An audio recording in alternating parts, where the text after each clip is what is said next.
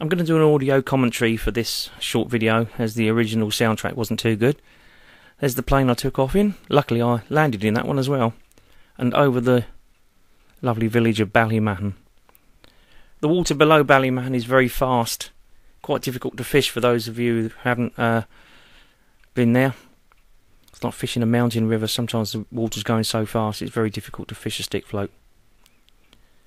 And the water all the way down to Houlihan's Hole is very, very fast. Houlihan's Hole can be accessed via the meat factory. Oh, I remember the first time I was taken up the meat factory by Liam. Lovely.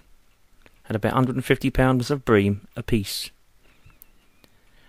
The section immediately below the meat factory is also quite fast water,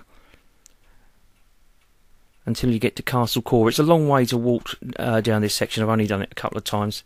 It's probably far easier to go to Castle Core and walk across the fields.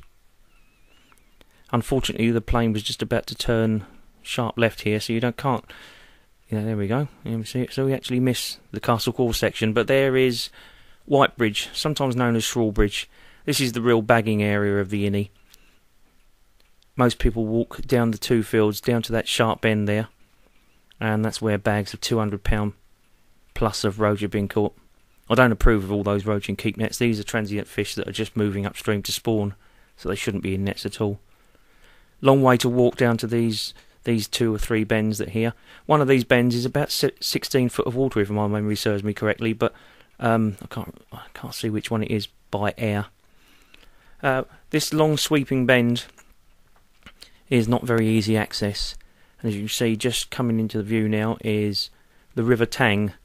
You can fish some of the River Tang. It's some nice little swims up there, but it's really only for the people that don't really want to walk all the way down to the river.